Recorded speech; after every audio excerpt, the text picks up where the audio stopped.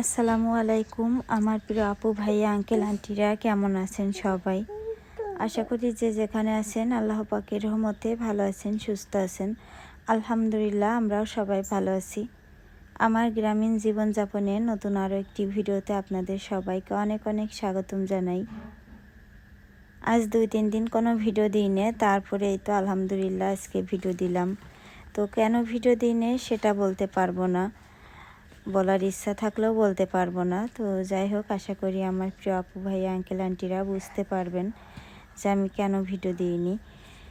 তো এখানে যে দেখেন ছাগলটা বের করে রেখে আসলাম নারিকেল গাছে, তারপরে এখন ওর জন্য খড় কাটতে বসলাম। খড়গুলো কেটে আগে ওকে মাখিয়ে দিব, ও খাবে। আর ততক্ষণে টুকটাক যে কাজগুলো সেগুলো করব আমি।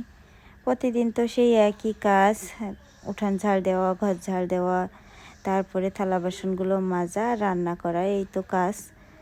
তো এখন যেহেতু ইউটিউবের বেতনটা শেষ হয়ে গেছে, মানে আমার হাতে কোনো ইউটিউবের টাকা নাই, তো কিছু বাজারঘাট করিলাম বেতন পেয়ে। তারপরে যা কিছু ছিল সেটা দাঁতের ডাক্তার দেখাতে, রাফির ভর্তি করা, বই কেনা, রাফির মাদ্রাসায় অনেকগুলা খরচ হয়ে গেছে, যা টাকা ছিল হাতে। তো সেগুলো করতে যেয়ে আসলে একদম হাত ফাঁকা, যার কারণে আর ওই যে সেভাবে বাজারঘাটও করতে পারছি না। কি রান্না করব, কি খাবো বা কি রান্না করব এরকম কোনো ঠিক ঠিকানাও নাই। তো যার কারণে রান্না বাড়া আসলে উপকরণ যদি ঘর বাড়িতে না থাকে তখন রান্না করারও কোনো ঠিক থাকে না, ভিডিও করারও কোনো ঠিক থাকে না। তো যাই হোক, খড়গুলো কেটে ভুসি দিয়ে মাখিয়ে তারপরে তো ছাগলের কাছে দিয়ে গেলাম। তো ছাগল তো খাচ্ছে। আর এদিকে এসে আবার আমি 2-3টা কাপড় ছিল কলপাড়ে ঝুলানো, তো সেই কাপড়গুলো হুইল পাউডারে মাখিয়ে দিলাম। বেশ কিছুদিন ধরে হুইল পাউডার ছিল না ঘরে, অনেকগুলা কাপড় জমেছে।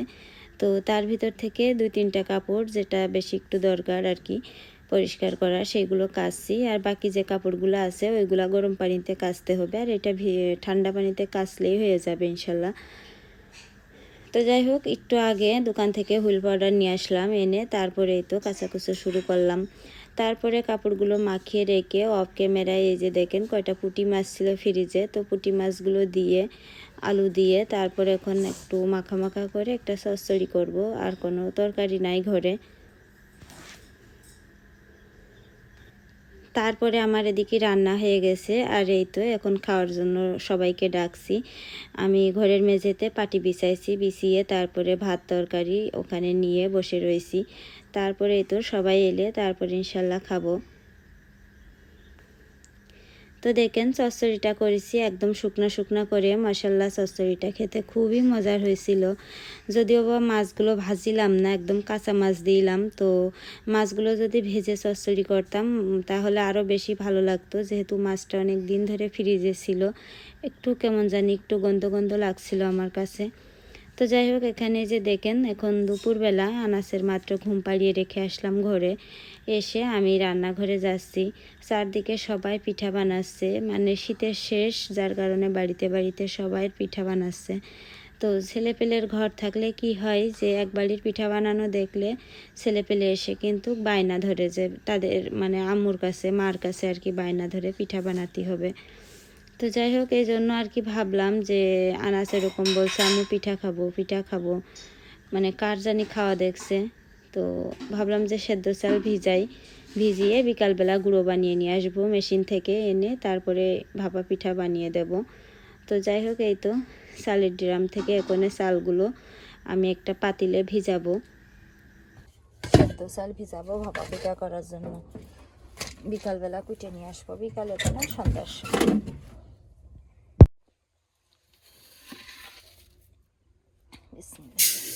এক, দুই, তিন, চার। তো দেখেন এখন হচ্ছে বিকালবেলা, তো আমি চালগুলো মেশিনে ভাঙাতে যাব। সেই যে দুপুরবেলা পানির ভিতরে দিয়ে রাখিলাম, 1 ঘন্টা পরে পানি সেকে তারপরে একদম শুকনা করে নিয়েছি চালগুলো, নিয়ে এখন আমি মেশিনে যাব ভাঙাতে। তো আনাসের সাথে করে নিয়ে যাব। তো যাই হোক, ওই যে দেখেন পাশের বাড়ির ওই বাচ্চাটা আসছে, ও আবার ওর সাথে আবার আনাস সবসময় একটু খেলা করে। তো বলছে খেলা করবে। আমি বলছি যে না, আমরা এখন বাইরে যাব চাল ভাঙাতি, তারপরে এসে ইনশাল্লাহ খেলা করব। তো দেখেন চালগুলো আমার ভাঙিয়ে বাড়ি চলে আসলাম অফ ক্যামেরায়। ফোনটা চার্জে রেখে নিয়ে গেলাম না হাতে করে। তো রেখে এসে তারপরে এই যে চলে আসলাম ছাদে। কুমড়ো ডালের বড়িগুলো আজকেও রোদে দিয়েছি আমি।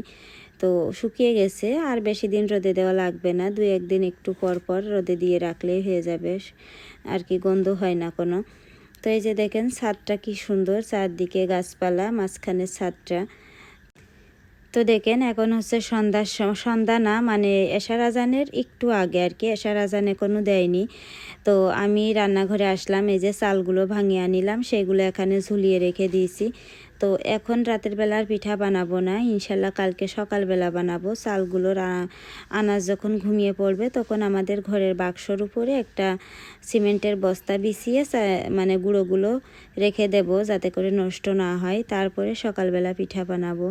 আর এই যে দেখেন আমার রান্নাঘরের এই সাইডটা ফাঁকা করেছি, এখানে ইনশাল্লাহ যখন আবার বেতন পাবো তখন একটা টেবিল কিনে নিয়ে আসবো, এনে এখানে দেব। জায়গাটা দেখতেও সুন্দর হয়ে যাবে তখন।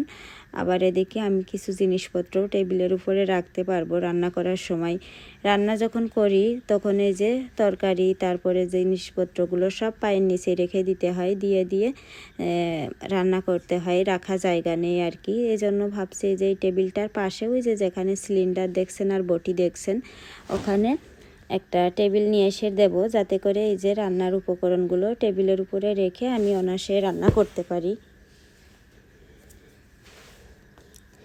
আর আমি কিন্তু এই যে রাতের বেলা রান্না করছি কুমড়ো ডালের বড়ি দিয়ে, বেগুন দিয়ে, আলু দিয়ে, মাছ দিয়ে একটা ঝোল রান্না করব।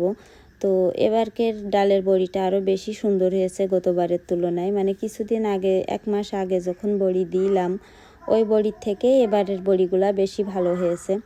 তো দেখেন বেশি তেল নাই, মানে বড়ি ভাজতে হয় তেল দিয়ে, মাছ ভাজতে হয়, তরকারি রান্না করা, সব কিছু মিলিয়ে অল্প পরিমাণে একটু তেল আছে। তো যাই হোক ওইটুক দিয়ে রান্না শেষ করব আর কি। তো দেখেন আমার রান্না করা হয়ে গেছে, এরই মধ্যে অফ ক্যামেরায় রান্না শেষ করে ঘরে নিয়ে চলে আসলাম। তো এখন দুপুরবেলা আমরা কেউই ভাত খাইনি।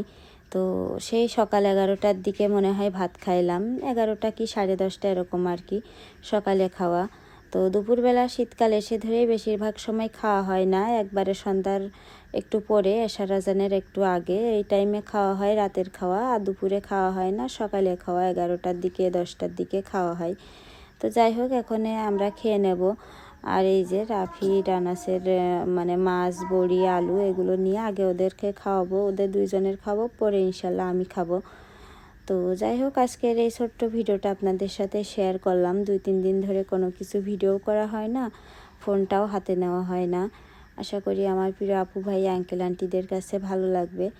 আর এতক্ষণ ধরে ধৈর্য সহকারে ভিডিওটি দেখার জন্য অনেক অনেক ধন্যবাদ সবাইকে। সবাই এভাবেই হতভাগার পাশে থাকবেন আর সাপোর্ট করে আমার একটু সাহায্য করবেন। ইনশাল্লাহ সারা জীবন আপনাদের জন্য দূর থেকে দোয়া করব।